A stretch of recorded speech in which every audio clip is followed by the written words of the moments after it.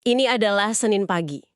Laptop Anda udah tertutup rapat selama lebih dari seminggu. Iya, mungkin udah mulai berdebu sedikit ya. Bener banget, berdebu. Terus Anda duduk di meja kerja atau mungkin di sudut meja makan yang ya Anda sulap jadi area kerja di rumah gitu. Tangan Anda terulur buat nyentuh layar laptop itu. Dan sebelum Anda bahkan lihat satupun email masuk, dada Anda tiba-tiba kerasa sesak. Napas jadi pendek dan dangkal banget. Iya, kayak ada kelelahan luar biasa yang tiba-tiba nimpa pundak Anda. Padahal Anda kan baru aja kembali dari apa yang seharusnya jadi masa istirahat yang panjang. Mengapa tubuh Anda bereaksi seolah-olah sedang diserang, padahal baru aja pulang liburan?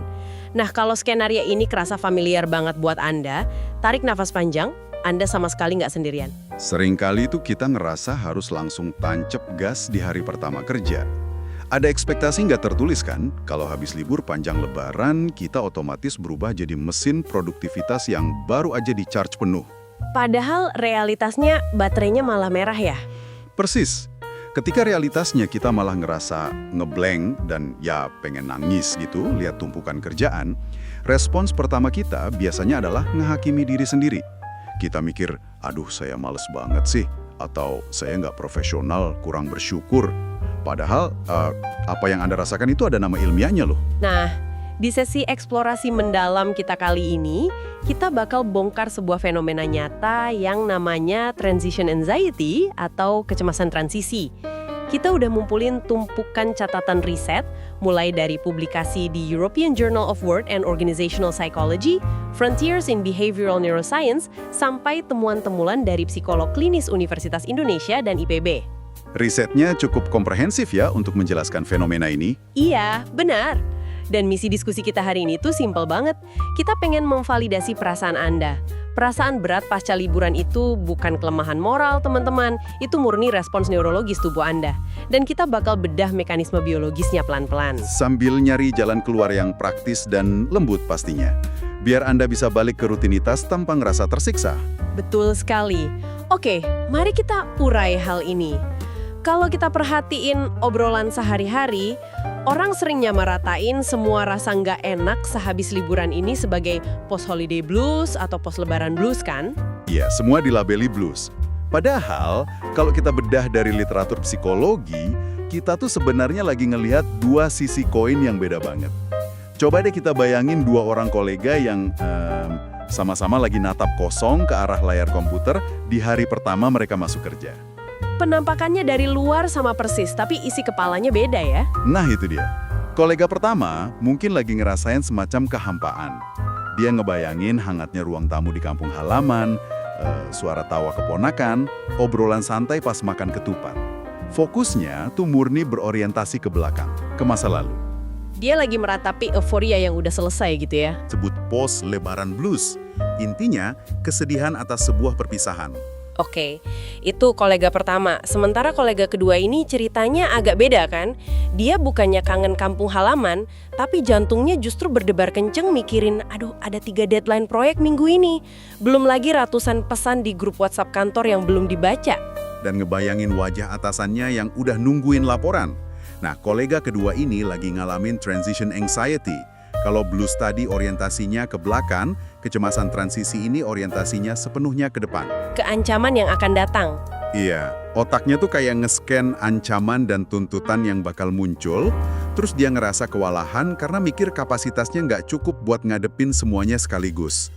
Dan menariknya, ada observasi dari psikolog klinis UI, Teresa Indira Andani, yang bilang kalau di dunia nyata, Anda tuh sangat mungkin ngalamin dua-duanya secara bersamaan. Oh wow, double ya rasanya. Kalau saya bayangin nih, ibarat kita lagi nyetir mobil. Pos lebaran blues itu kayak kita terus-terusan ngelihat ke kaca spion dengan mata berkaca-kaca karena kampung halaman kita makin menjauh di belakang. Analogi yang bagus. Terus anxiety-nya gimana? Nah, transition anxiety itu kayak kita tiba-tiba ngelihat tanjakan yang super curam dan berbatu di depan mata, terus kita panik takut mesin mobil kita mati di tengah-tengah. Dan ya, sangat mungkin kan kita nangis ngelihat kaca spion sambil tangan kita gemetar megang setir karena takut lihat tanjakan di depan. Itu visualisasi yang akurat banget. Menyadari kalau Anda lagi nyetir dengan kondisi emosional kayak gitu adalah langkah pertama yang paling krusial. Nggak ngehakimi, cuma sadar aja dulu. Tapi, yang sering bikin orang frustrasi, itu kan sensasi fisiknya. Iya, kenapa dada kita harus sesak gitu loh? Kenapa pikiran tiba-tiba kaku? Nah, disinilah neuroscience ngasih jawaban yang bakal bikin kita lega. Seorang neurolog bernama Ria Paul punya penjelasan simpel soal cara kerja otak kita. Intinya, otak manusia itu sangat mencintai prediktabilitas. Karena prediktabilitas itu menghemat energi kan? Maksudnya kalau kita ngelakuin rutinitas yang sama tiap hari, bangun jam 6, mandi, komuter, duduk di meja jam 8, otak kita bisa jalan pakai mode autopilot. Tepat sekali. Otak nggak perlu susah-susah ngebangun jalur saraf baru cuma buat mutusin habis ini harus ngapain. Nah, libur panjang Lebaran itu secara radikal menghancurkan prediktabilitas tersebut. Ritme Anda berubah total. Tidurnya berubah, makannya berubah. Betul.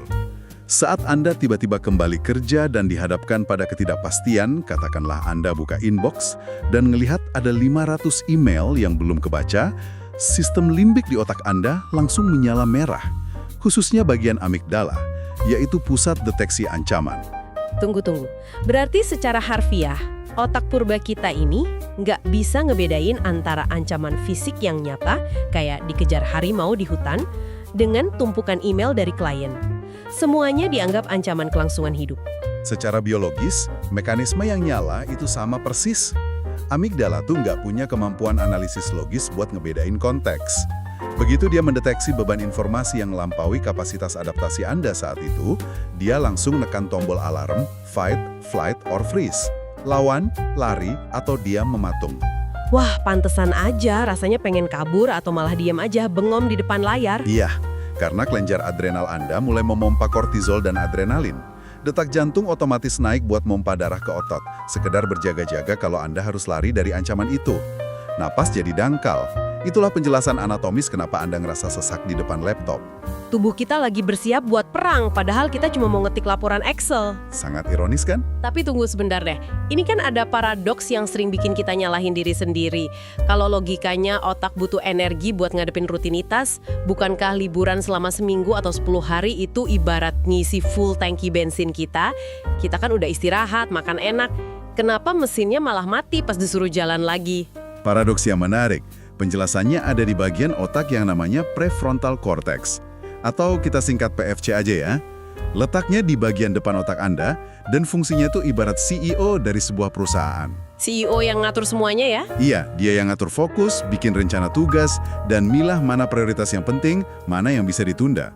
Nah, riset yang dipublikasi di Frontiers in Behavioral Neuroscience tahun 2016 oleh Park dan timnya nunjukin mekanisme yang luar biasa. Kecemasan yang dihasilkan sama amigdala tadi ternyata secara langsung mematikan fungsi PFC ini. Oh, wow. Saya baru sadar, jadi pas alarm ancaman berbunyi gara-gara tumpukan email, si CEO di otak kita ini malah ditendang keluar dari ruang kendali. Bener banget, otak kita langsung ngalihin semua energi dari pusat berpikir logis ke pusat bertahan hidup. Akibatnya, fungsi eksekutif Anda drop drastis. Anda jadi kaku, gampang ngeblank, dan nggak bisa memecah masalah besar jadi langkah-langkah kecil.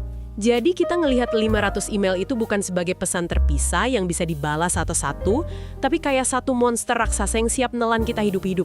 Persis. Ditambah lagi, kita tuh sering lupa kalau tangki bensin yang Anda sebut tadi mungkin sebenarnya nggak benar-benar terisi penuh selama liburan. Gimana maksudnya nggak terisi penuh? Kan kita libur.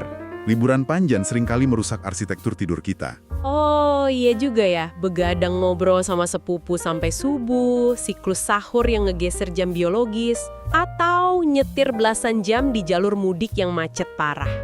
Nah, pemulihan tidur itu bukan sekedar soal, oh saya tidur 8 jam di malam sebelum masuk kerja, terus selesai. Analisis dari jutaan data tidur di jurnal Sleep terbaru nunjukin kalau gangguan ritme sirkadian yang panjang itu butuh waktu berhari-hari buat normalin kembali fase tidur REM. Padahal fase REM ini penting banget kan buat meregulasi emosi kita? Sangat krusial. Jadi bayangin, Anda masuk kantor dengan kondisi otak yang secara kimiawi emang lebih reaktif terhadap stres. Ditambah CEO otak Anda lagi lumpuh sementara gara-gara kepanikan amigdala.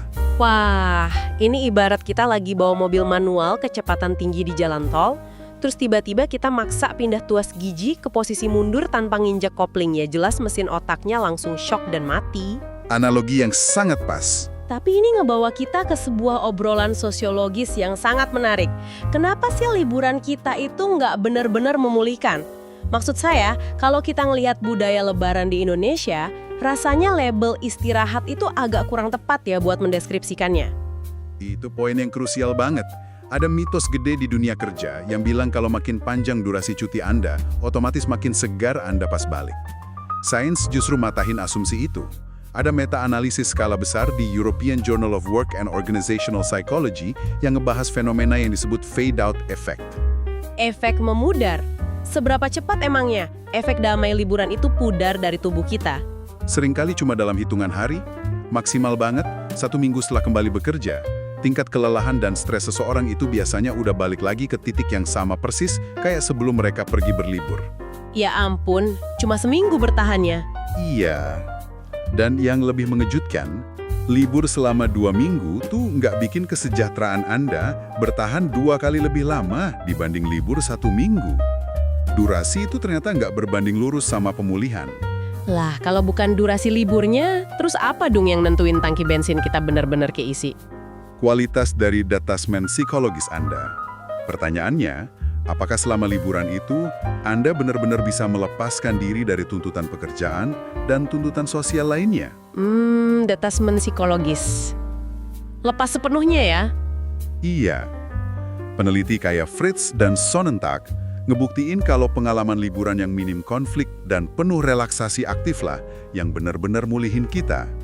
Nah, coba kita tempel kriteria sains ini ke realitas lebaran di Indonesia. Wah, bakal kelihatan banget ketidakcocokannya nih. Banget. Dr. Nur Islamiyah, seorang psikolog dari IPB, dengan tajam menyoroti kalau buat banyak orang dewasa, lebaran itu justru periode dengan tuntutan sosial dan emosional paling tinggi dalam setahun. Saya setuju banget. Lebaran kita emang indah, syarat makna spiritual.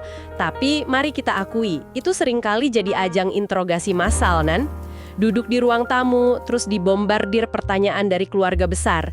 Kapan lulus? Kapan nikah? Kok gajinya nggak naik-naik? Belum lagi keharusan buat terus tersenyum dan ngelayanin tamu dari pagi sampai malam. Beban kognitif buat terus-terusan ngejaga harmoni sosial itu nguras energi banget loh. Bener, ditambah kelelahan fisik ekstrim gara-gara macet puluhan jam pas mudik. Dan tentu aja, realitas terkurasnya finansial. Uang THR habis buat tiket, bagi-bagi amplop baju baru. Nah, makanya, alih-alih dapat istirahat murni, banyak orang justru membakar sisa-sisa energi terakhir mereka selama masa liburan itu. Pantesan, disinilah letak hal yang sangat menariknya. Jadi buat sebagian orang, libur lebaran itu ibarat ngecas ponsel tapi pakai kabel yang rusak, sambil HP-nya dipakai main game berat pula. Pas balik kerja bukannya 100%, baterainya malah tinggal 5%. Betul! Dan ini ngejelasin fenomena yang sering kita lihat di minggu-minggu pertama pasca lebaran, terutama di perkantoran besar kayak ASN atau BUMN. Sering dibilang fenomena produktivitas semu. Produktivitas semu? Hadir tapi nggak hadir gitu ya? Persis. Karyawan tuh hadir secara fisik. Mereka udah nempel jari di mesin absensi jam 7:30 pagi.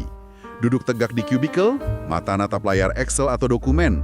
Tapi kalau Anda perhatiin dari dekat, nggak ada pekerjaan yang benar-benar kejadian. Nyawa mereka masih tertinggal di rest area tol Cipali. Iya, ada semacam kelumpuhan massal di mana orang tuh saling nunggu siapa nih yang bakal mulai kerja duluan. Karena sistem saraf semuanya masih dalam mode pemulihan dari kelelahan sosial yang panjang tadi. Oke. Memahami sainsnya, terus latar belakang sosiologisnya ini benar-benar ngasih kita kelegaan besar. Bahwa yang kita alamin itu wajar, normal banget. Tapi besok pagi kan alarm bakal tetap bunyi. Realitasnya kita nggak bisa neken tombol mute, telepon atasan terus bilang, maaf Pak, saya nggak bisa ikut meeting karena prefrontal cortex saya lagi dibajak amigdala. Wah, bisa langsung disuruh HRD konseling kalau ngomong gitu. Kan repot ya. Nah, kita butuh jalan keluar nih. Gimana cara kita mendaratkan pesawat ini tanpa bikin penumpangnya jantungan? Pendekatan paling oke adalah ngebangun apa yang bisa kita sebut kotak P3K mental. Ini seperangkat strategi yang aplikatif banget, yang tujuannya bukan buat maksa Anda langsung produktif 100%, tapi ngasih rasa aman ke otak. biar CEO otak tadi bisa pelan-pelan ambil alih lagi kendali dari amigdala. Mulainya dari mana tuh? Langkah pertama ini sebaiknya dilakuin bahkan sebelum Anda nginjekin kaki di kantor, yaitu dengan nyiptain buffer day atau hari penyangga. Maksudnya pas kita masih di rumah sesudah mudik? Iya, kesalahan terbesar orang tuh seringkali tiba di stasiun atau bandara hari Minggu tengah malam, badannya remuk, terus Senin paginya langsung maksa masuk kantor. Kejutan lingkungan kayak gini tuh brutal banget buat otak. Jadi langsung shock ya? Terus solusinya? Kalau memungkinkan banget, sisain 1 hari penuh di mana Anda udah di rumah, tapi belum harus mulai kerja. Gunain hari itu murni buat hal-hal domestik ringan. Bongkar koper, nyuci baju, pesan makanan. Biarin otak memproses transisi ruang fisik dari kampung halaman ke rumah sendiri. Di hari penyangga ini, Anda juga bisa mulai kalibrasi ulang jam tidur pelan-pelan. Oh, ini kayak nyiapin landasan yang empuk sebelum roda pesawat bener-bener nyentuh aspal. Masuk akal. Tapi, pas hari H tiba dan kita beneran udah duduk di depan laptop di kantor, praktiknya gimana? Di catatan kita ada ngebahas konsep systematic desensitization. Namanya klinis banget, tapi cara pakainya gimana? Prinsip dasarnya itu cuma paparan bertahap terhadap pemicu kecemasan. Ibarat masuk ke kolam air dingin, Anda celupin kaki dulu, jangan langsung nyebur kepala duluan. Dokter Nur Islamiah nyaranin, di hari pertama atau kedua kerja, Anda dengan sengaja turunin ekspektasi performa. Jangan pasang target 100% ya? Nggak perlu. Kerja aja di intensitas 60 atau 70% dulu. Nah, praktik konkretnya gini.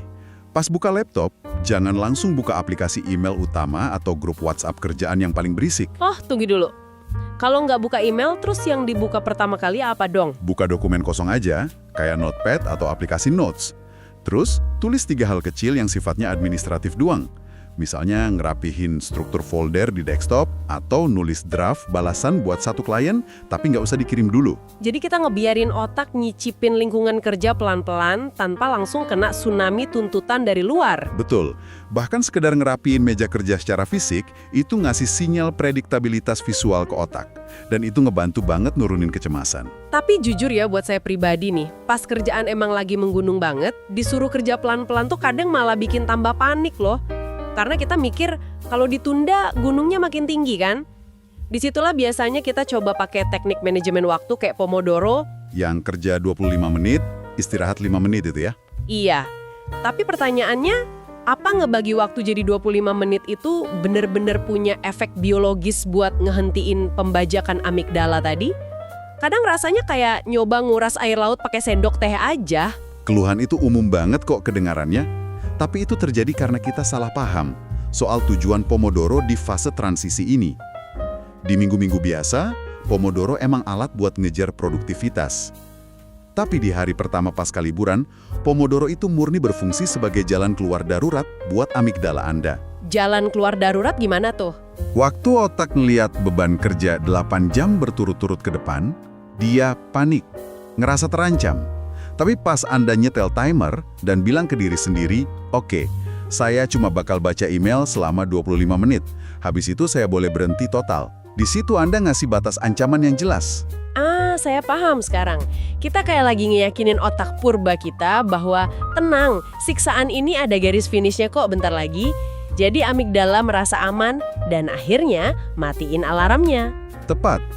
25 menit itu adalah jendela waktu yang rasanya masih bisa ditoleransi sama otak yang lagi cemas.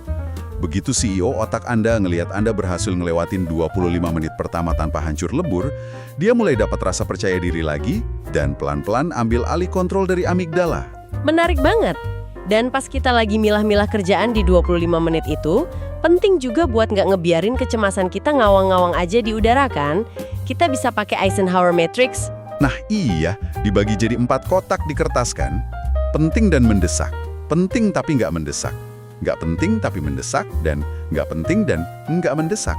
Kenapa proses visualisasi di atas kertas ini krusial banget buat otak kita? Karena pas Anda cemas, otak tuh otomatis ngelakuin catastrophizing.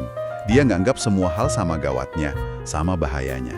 Kalau 50 email itu cuma berputar-putar di kepala Anda, semuanya kerasa kayak masalah hidup dan mati. Bikin sesak napas. Iya. Tapi begitu Anda maksa diri buat nulis dan mindahin beban itu ke dalam 4 kotak di atas kertas fisik, ketakutan yang abstrak tadi tiba-tiba punya wujud.